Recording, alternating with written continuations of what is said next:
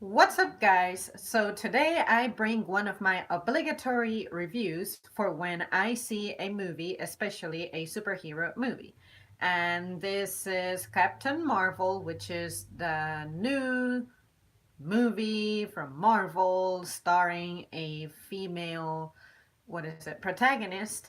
And overall, when I walked out of the theater, I was like, I'm confused. I cannot tell if I truly enjoyed this movie or if it's my bias for it being a Marvel movie that made me want to be like, this was marvelous.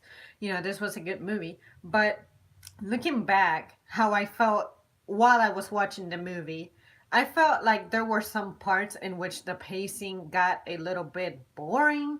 But, anyways, I'll try to break it down. And, like always, this is going to be your warning that this is an absolute spoiler talk because otherwise I would not know how to talk about a movie without telling some details. So, the movie starts off with Captain Marvel being a member of this one, like, space police race type of deal. Basically, these are folks who, from what I understand, because I've never heard of them before, they're like apparently just hunting down some creatures that look like elves, but what they do is that they can actually turn into something that they see. I'm not sure if specifically what they transform into has to be alive, because it seemed from the movie that they turned into something that was alive, but they're called shapeshifters.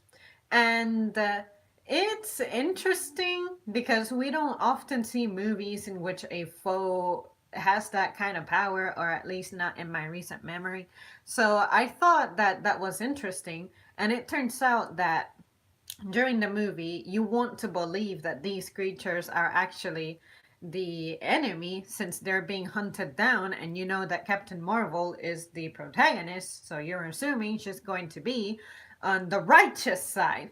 But no, it turns out that she actually lost her memory because of a crash that she was involved in with some kind of doctor, and it turns out that this doctor happened to be a shapeshifter scroll creature in disguise, and therefore she was developing some kind of a core so that basically that's how Captain Marvel gets her powers.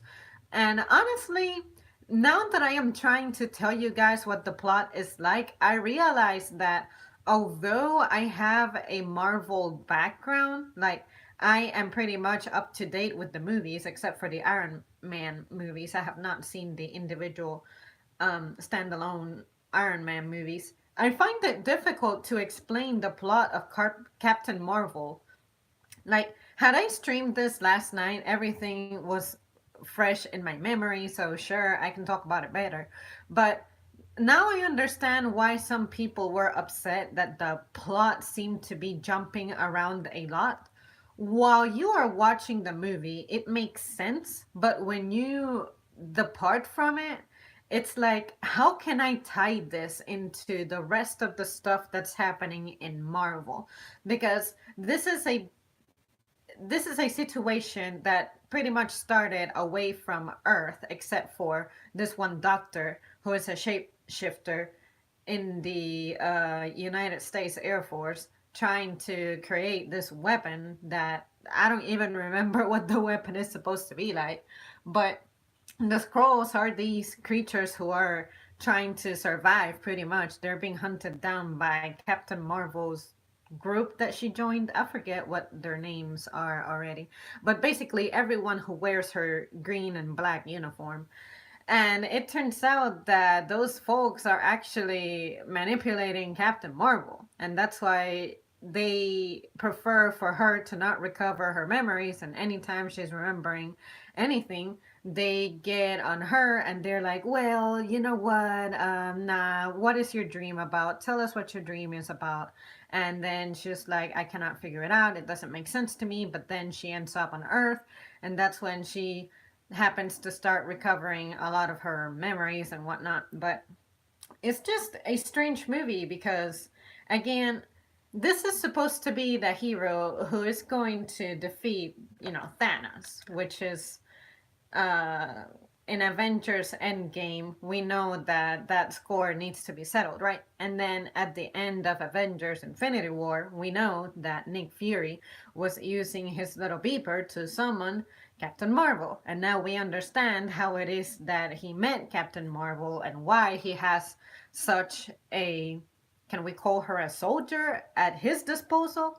But I like to see the very end where she shows up. It is confirmed to us that she did receive the beacon, like signal, emergency signal from Nick Fury before he turned into dust. It's not like there was a question about that, but since they never showed us her appearing as a result of that, it could have been something like, oh, well, maybe she's going to be delayed or something. But now at the end of Captain Marvel, they show a scene in which we have Steve looking at that one beeper thing, and Black Widow is also there, along with whom else? Anyways, the Hulk guy and Bruce Banner. And then they thought that the beeper thing died, and then Black Widow is like, I want to know what's on the other end of that thing. And then when they turn around, Captain Marvel just magically appears, and she's like, well, where's Nick Fury? Or where's Fury at? And then that's, I'm assuming, where the next Avengers movie is going to pick up from.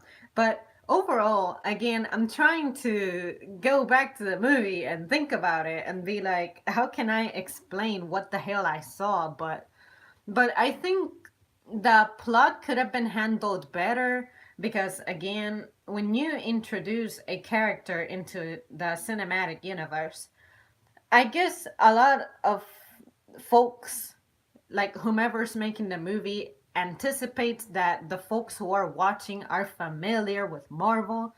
But at the same time, even if you are familiar with Marvel, if you're not familiar with the comics necessarily, it's going to confuse you here and there. And if you are familiar with the comics, you may be upset that the stuff that you know from the comics, and this is a story based off the comics, when it's not fulfilling what was being done in the comics, that's where you have a conflict. And then, let's face it, there is a lot of political aspects from real life put into this movie.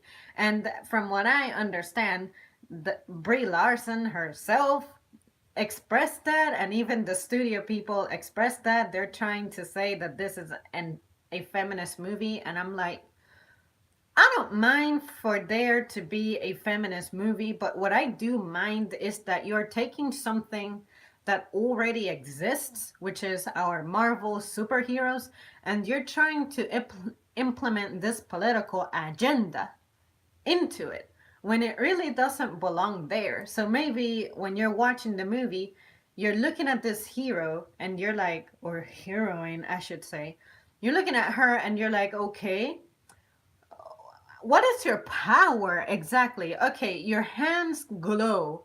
And when you're glowing, you can fly, you can break things, you can send this shock wave that pretty much allows you to plow through some spaceship thing outside the planet. And you can even, we understand that because of your Air Force experience, you can pilot stuff. And we also know that you are being trained so that you are a warrior who doesn't succumb to stuff like emotions and whatnot. So I'm like, okay, this is trying to say that it's okay for you to have emotions, because with emotions you can conquer certain situations, although the imagery behind that, if I had to guess, is society tells us that we should not express emotions, and it's important to express emotions because if we try to suppress our emotions, that just eats us inside. And I'm like, okay, psychologically, that makes a lot of sense.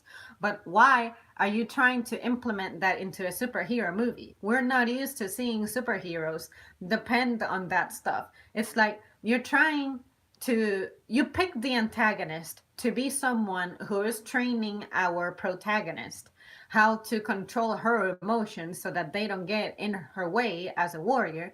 But then toward the climax of the movie, you're going to turn that around and be like, no, actually, we're going to discourage you from teaching us how to control and suppress our emotions. Because absolutely, you need to embrace your emotions and show them as crazy as you can, because that always makes the situation and life better for you, right? So that is where I question the legitimacy of this movie and the intention with this movie, because now that after I watched it, I started to read up on it. I'm like, because now I know that what I just watched was deliberately a movie that had a political agenda, it's very difficult for me to take it seriously. And it's very difficult for me to look forward to freaking Avengers Endgame and be like, yeah, this is going to be the hero because reasons.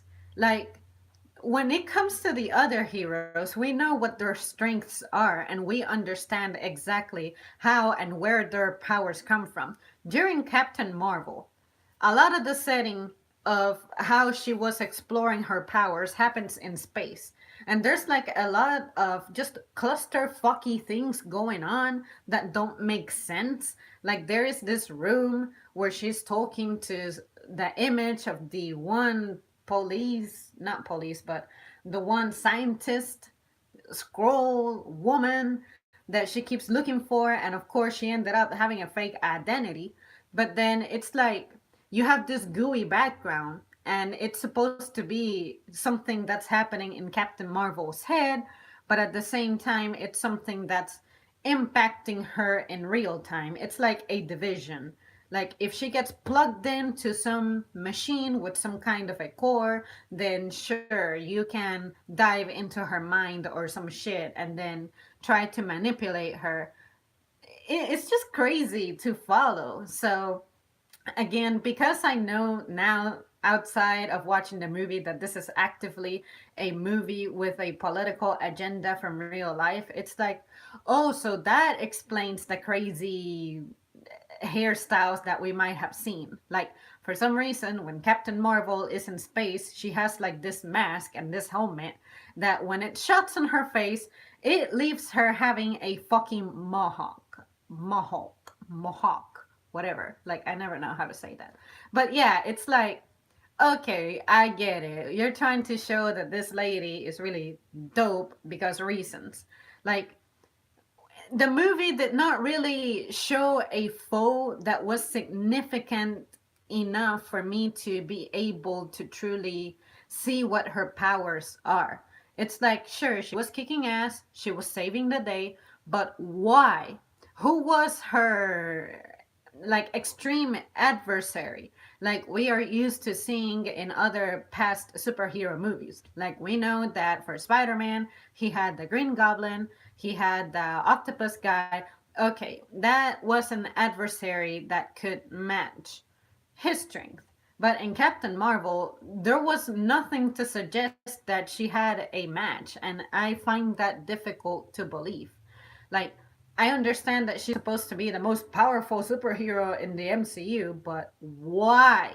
What are we going to see that in Avengers Endgame? Do we need to wait for Avengers Endgame to be convinced as to why Captain Marvel is as marvelous as she's supposed to be? Because trust me, this movie will leave you just confused. It legitimately left me confused, but then you guys know that I'm just not the best at like following movies anyway. But yeah, I have so many questions. And on top of that, one thing that I have to mention is this one cat that I guess he's supposed to be some kind of shape shifter too, because for some reason he was no ordinary cat. This was a cat who could shoot up some kind of fucking tentacles out of its mouth and destroy things.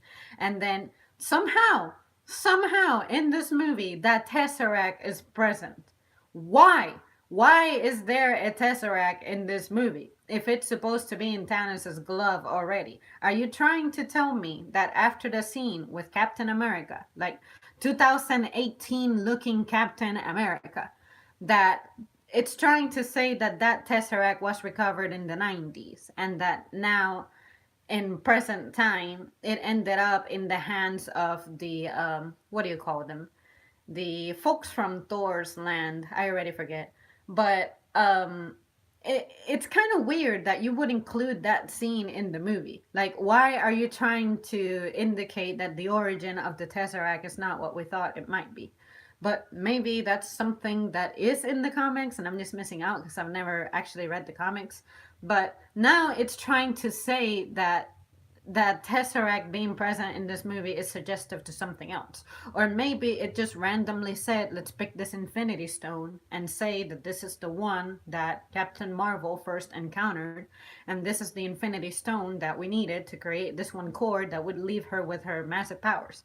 See what I mean? So now it's like, because you have that in the back of your mind, now you're wondering, okay, why is this Infinity Stone randomly included in this movie if the plot that we are presently in Avengers, we already know that Thanos got his hands on it. So again, maybe they just threw that in there as an element of the story, but to involve that in the cat is just kind of weird. But but yeah, it's, I guess I have to keep in mind the fact that this is a movie that's coming before the facts of Infinity War. It's like it's clear that it's supposed to be an origin story, but it just really leaves me with a lot more questions, and it just doesn't help that it's been a while since we've watched the other Avengers. So, like for me, I haven't seen the first Avengers in a long time, and when I first watched it, I was, needless to say, pretty confused. But anyways, you guys, overall, the movie has enjoyable scenes when it has action, but when the plot slows down, it's not fun. Like I don't know how to piece it together. If there's action, it's good, but it's not like other Marvel movies, like Doctor Strange. To me, Doctor Strange was absolutely fun, even on the scenes when he was not doing his like magic stuff. So I don't know. You guys, let me know how you feel about this movie. Explain stuff to me because I just don't get it. Steven says Fury had this Tesseract at the beginning of the first Avengers, and now we know how we got it. Did he? I guess he did. I honestly vaguely remember that. I think I think what tripped me is the fact that it just appeared out of nowhere, and because I wasn't really actively thinking about that during the movie, it's like, okay, this is set in the 90s and we get bombarded with 90s references, and I'm like, okay, I guess I gotta keep track of time. See what I mean? It's just weird. I like to see movies in order. So to avoid getting confused, since I'm very susceptible to being confused. But anyways, and then this cat also, the way that Nick Fury ends up with his eye patch, I think that the explanation for that is kind of silly, but when you think about it, you can get your eye damaged from that. So yeah, but still, I don't know. I need to see this movie again, maybe, which I probably won't, especially not at the theater. But I don't know. I don't know. It's not my favorite, that's for sure. I have enjoyed. I want to say Spider Man is more enjoyable than this one, and there was really nothing wrong with Spider Man. It had its few issues, but none that I can actually be like, oh yeah, Spider Man this, Spider Man that. I just pick on Spider Man because it's one of the standalone movies that I remember better since it's pretty recent. So, what, 2017? Hello, Zam. I will leave because I want to avoid spoilers, but just saying, hey, we'll come back after I see the movie. Okay. Hey, Jimmy. Bye, Jimmy. Yeah, honestly, let me know your thoughts, Jimmy, because I think this movie is. Put it this way, I think it could have been handled differently if it weren't for the pressure of the schedule. What I mean by that is we have the Avengers coming out, like Endgame, and now you're trying to put a lot of information in one movie and then present it. And this is stuff that we haven't really seen before. Have we seen the scrolls before in a Marvel movie? I don't think so. But but maybe that's what the problem is. Everything feels rushed nowadays. So maybe if we would have had a movie that had more time to present the character, like maybe 5, 6 years ago, then okay. But I know that a few years ago they had their other movies and characters to work with, like freaking Thor and Doctor Strange and all them people. So maybe that's where my trip is coming from. I thought that Captain Marvel was great. They didn't make it political, which is a very good thing. Interesting. I found some aspects of it that to me felt like they were political, especially after I read that it was actively made to be a feminist movie. I'm like, okay, I don't want to say there's anything wrong with that, but you could just tell that it was trying to bombard you with details about that. And again, if you want to make a movie that's political, I know that Marvel characters reflect political matters, like the mutants. They're pretty much. I look at the X Men as the race issues or any issues that have to do with people looking different, sounding different, having a different identity, different culture. I feel like that's what the X-Men are. It's like dealing or dwelling with the political cause known as prejudice out of someone being different, and therefore you don't understand that person who is different. But in the world of fiction, they are deciding to present it as, this are people who have superpowers, and people who have superpowers and other people do not understand them, they're intimidating for people who are just average and regular. So when it comes to Captain Marvel, it's like, okay, I guess you're trying to highlight the fact that, show how it is that girls do it. But again, I felt like it was random because I'm used to seeing superheroes having the opponent that brings out what their absolute essence is. See what I mean? Like what their strength is. And I feel like this movie did not do that.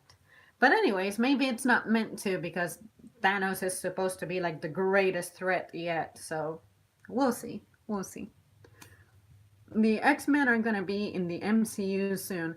Yeah, I saw that trailer again for the Dark Phoenix movie. I hope it is a good movie because let me tell you, the X-Men 3 movies, the X-Men 3 movie, it was, to me, it was garbage. Like, Jean Grey is a pretty cool character, if you ask me, but for some reason, in that movie, it ruined my perception of her. So I'm just hoping that she gets her plot fixed.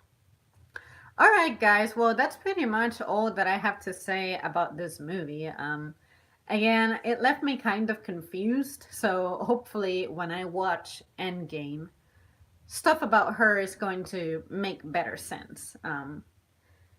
It's just a movie that I walked into without any kind of background on the character, whereas past characters I have known something about them since they have progressed within the cinematic universe. And then I understand that Captain Marvel is just this hero that is supposed to only appear when, you know, there is a incredibly significant threat, I guess, threat to the planet, threat to the galaxy. But it's just crazy to me that she started off human and then somehow she became this great superhero that has to go to other galaxies and fight stuff. And she only just got her powers what feels like a couple of hours ago. See what I mean? I know it's more to it than that. In the movie it seems like it's been 6 years since her encounter with that one guy who's gonna train her into whatever she turns into, like the Marvel part of her. But yeah, it just it seemed confusing for me.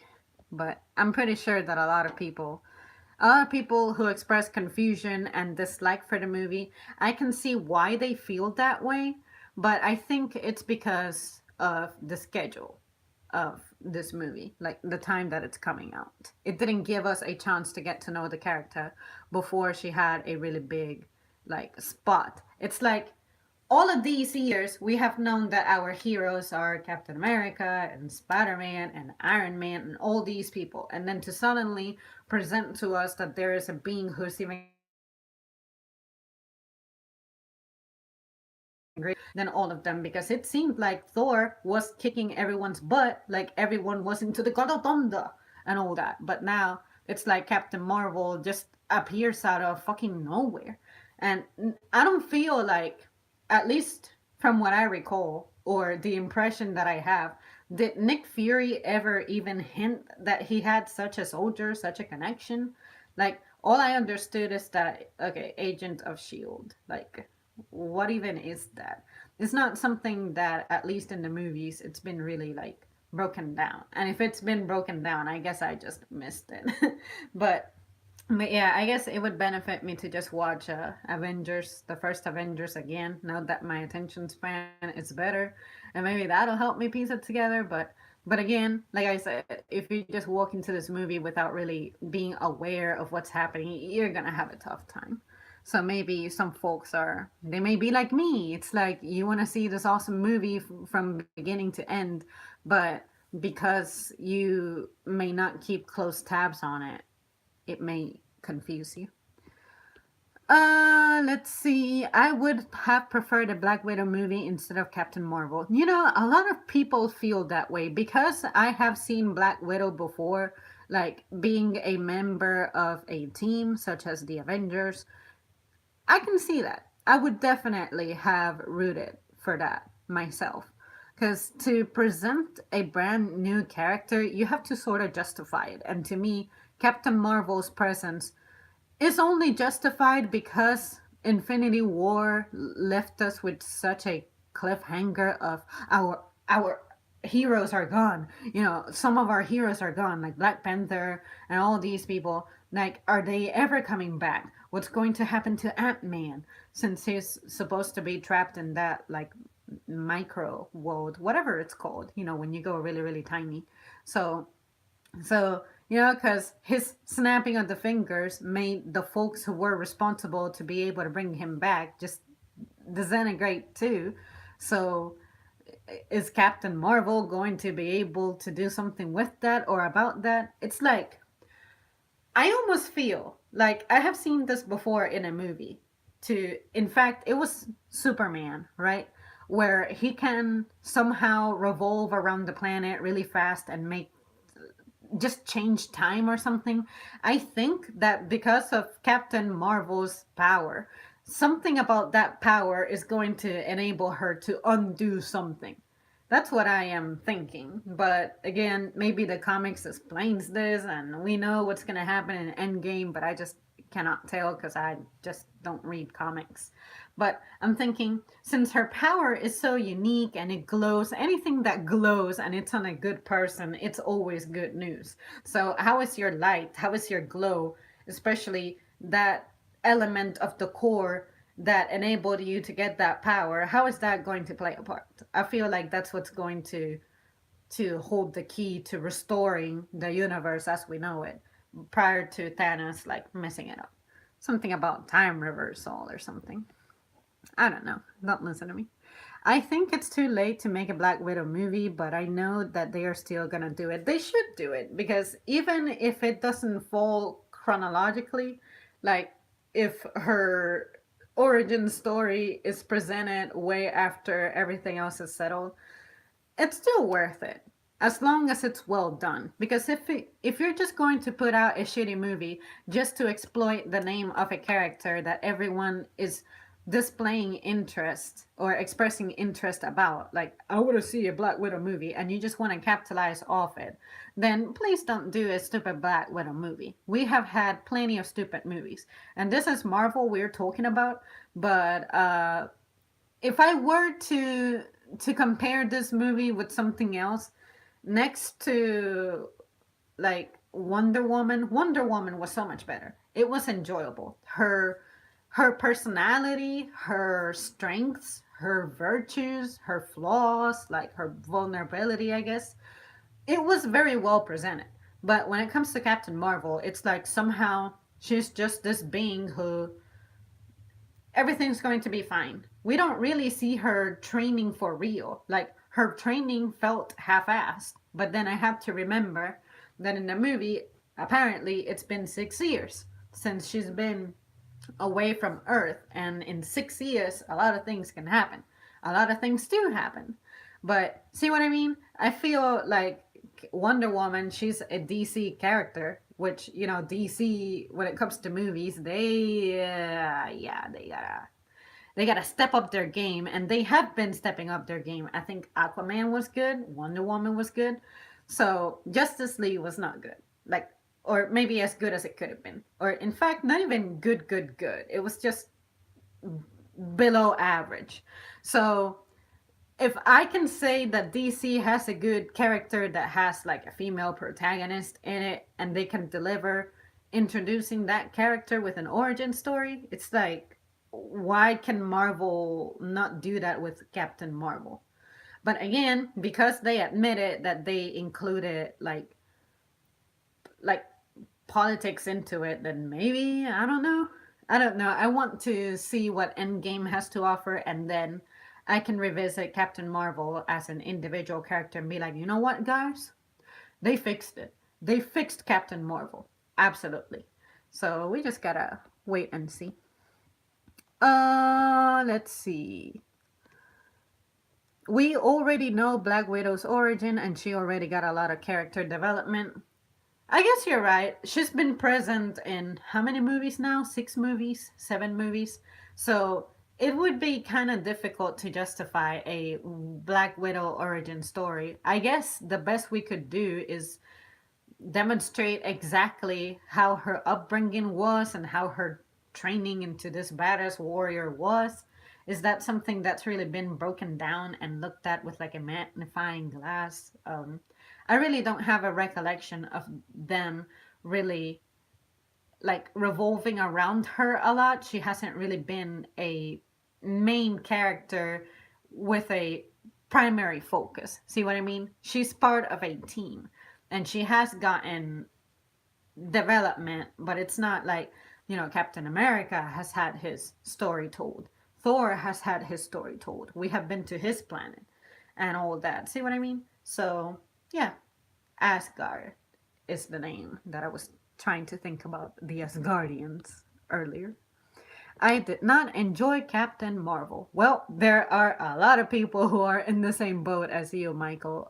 For me, I felt like it was confusing. It had its fun parts when there was action, but when the action was over, it's like there's a lot of, what is it? Implied badassery, but it's not really explained. I'm not sure how to put it into words. It's just the plot could really die on you. That's what I'm trying to say. Like, it had its moments when I'm like, okay, when's it going to pick up? Because how long have I been in the theater? How much is left in this movie? And I still don't feel like it's intrigued me yet. Like, the point has not been truly been made across. You know what I mean? It's confusing. I would need to watch it again to really point out better details, I guess. I have heard it was badly written.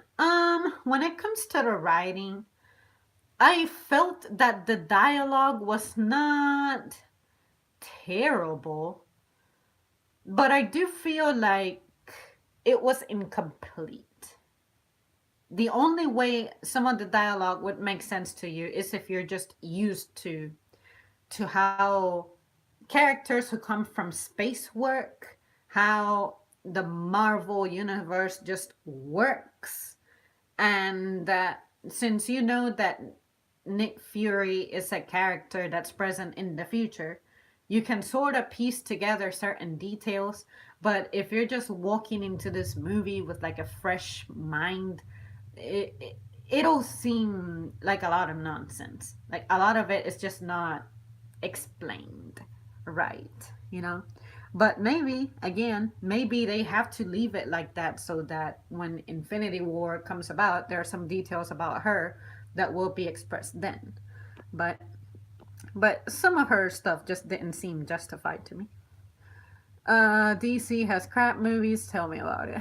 The Stan Lee intro was amazing. It made me tear up. Yes, I noticed that. What we're talking about here is that when a Marvel movie starts and it's like the red background with the Marvel letters in white.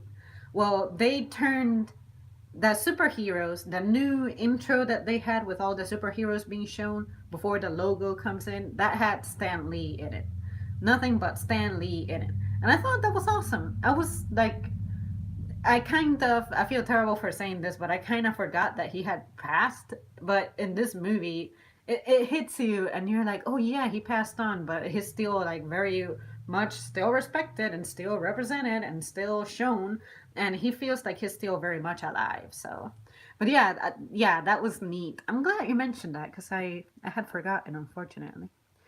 Um, Captain Marvel was what is called a Mary Sue, like Rey from the Star Wars. Powerful without having to train, character growth or a story arc, the hero's journey.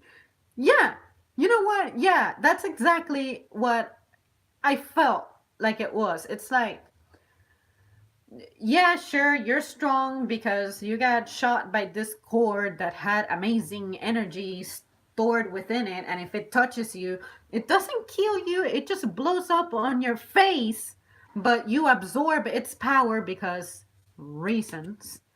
But yeah, it's like we see her half ass training with this other guy.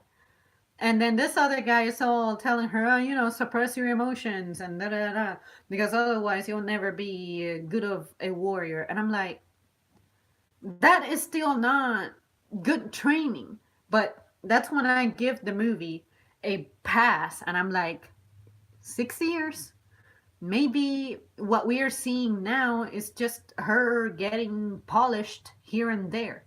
But no, it still doesn't make sense. If you try to think of it that way, it still doesn't make sense. Because it almost seemed like she had a long way to go. Like that AI person, the supreme intelligence,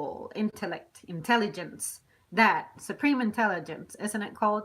It's like they made it seem like she really has to go through so many processes and whatnot for her to become something amazing. And I'm like, sure, what?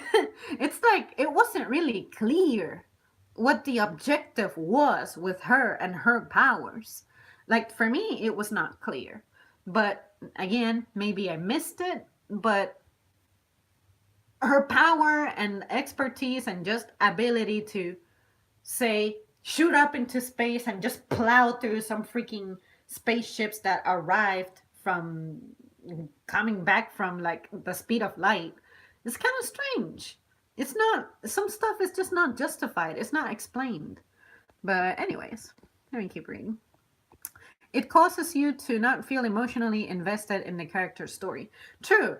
Now that you speak about being emotionally invested, I understand that the lady had her memories like in chunks or bits and pieces. But when she went back to what was supposedly her best friend, it's like, did your training with this bad guy truly have its effects of you suppressing your emotions to where you could not even have the same chemistry with your best friend initially when you met her?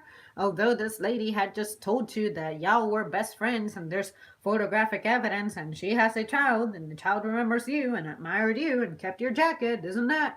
It's like, show some emotion. Like, damn.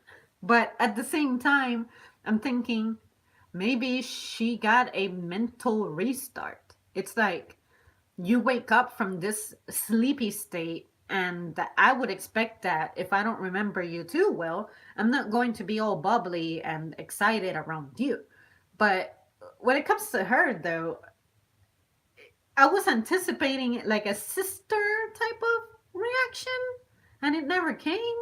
So, but everyone has different ways of expressing emotions. But if she was originally this lively chick who used to sing and play games and like hardcore 90s girl, like who listens to rock and stuff, where is that spirit? I cannot believe that it just disappears, especially when you have recovered who you are, or have you recovered who you are?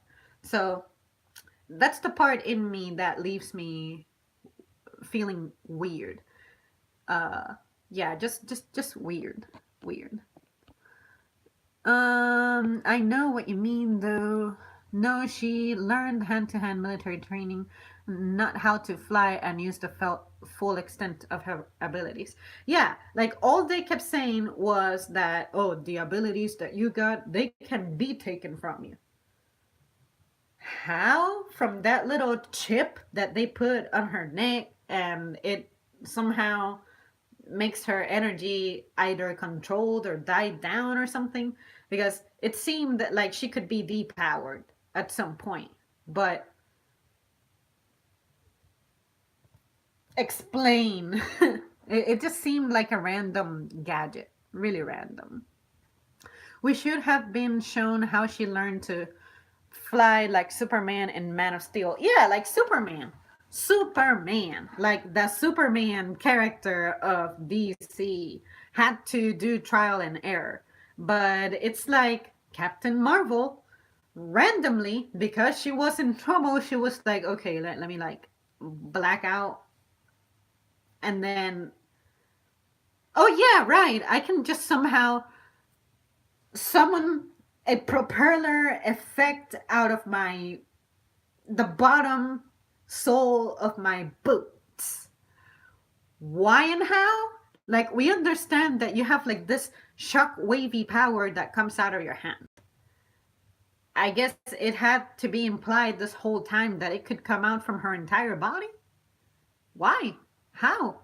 Why had that not been shown at any other time in the movie? Like, it seemed like her hands were what, it's like a glove that has the power in it, but of course it's just her skin. Like, this power just flows through her, but it only seemed like it was useful coming from her hands. That's all the action we ever got. Like, she could punch really hard and she could like drill holes on the floor and doors and whatnot, but how do you redistribute that to your feet in the nick of time? Like, oh, I'm in trouble, I'm falling from like space, from the atmosphere, I'm just free falling, and then all of a sudden I'm just going to figure out how to freaking fly. Yeah, no, especially fly to where you can plow through space station things, like spaceships and stuff, and like just destroy them.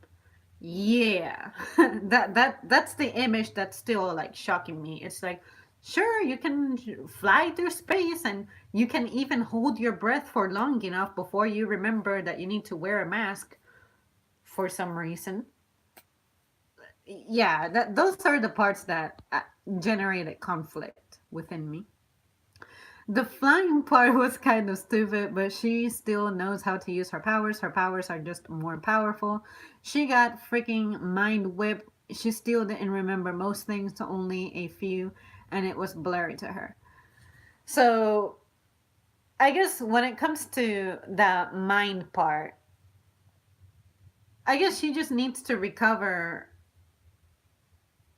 or establish herself as a new person once she recovered her memories. It's like she was freaked out that they could get into her mind and even control how she remembered things in a sense. It's like the scroll guy at some point was telling her, zoom in into her name tag, tell me what's her name tag, what does it say, or go back to the scene, and then you had the same scene repeating. It's like, okay, your mind, the memories is fragmented, but can you be brainwashed from that? Is your memory being altered, or is it just you going back into your memory so that we can recover specific details, but we still don't want you to fully remember who you are?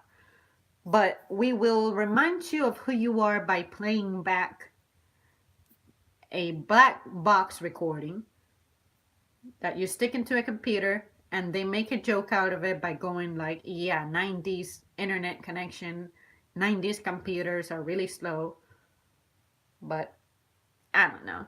I still, when it comes to mind stuff, I'm not very clear on that. Go MGTOW Monk. Seems random.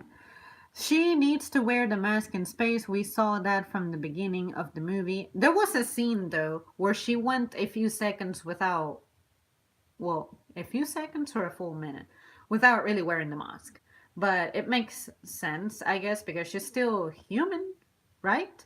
And I don't think that Skrulls themselves could breathe in space. So, yeah. But, anyways, guys, like I said a few moments ago, I need to watch Endgame and hopefully that will clear up some stuff about her character. Hopefully. Well, guys, I'm going to leave the discussion there. I really don't have much to add without confusing myself even more, but I'm glad that some of you guys have offered your feedback. I hear more people say that they did not really like the movie. So, when I was browsing the internet, I wanted to feel like it was just specific people just hating on it just because of the like political agenda behind it, like, oh yeah, this is a feminist movie or so. It's like, okay. But when people break it down, I can see why the dislike for certain elements are there, and also why there are some parts that you can enjoy. It's just that I feel like the movie itself is not unique. um it's really hard to make unique movies, right? Since so many movies have been made. But when you include space elements, it can get very repetitive very quickly, if you guys know what I mean. I feel like what I have seen in that movie, I could have seen maybe a little bit in Star Wars, a little bit in Star Trek, a little bit in what other space movies there. I don't want to compare it to Guardians of the Galaxy since it's part of the same universe, but shoot, I think she needs to meet Peter, but he got erased, right, by Thanos. So, but anyways, um, Endgame comes out next month. Seeing it opening night, so hyped for it. Yeah, I think that's going to be good. Infinity War was really good. It was absolutely worth the wait.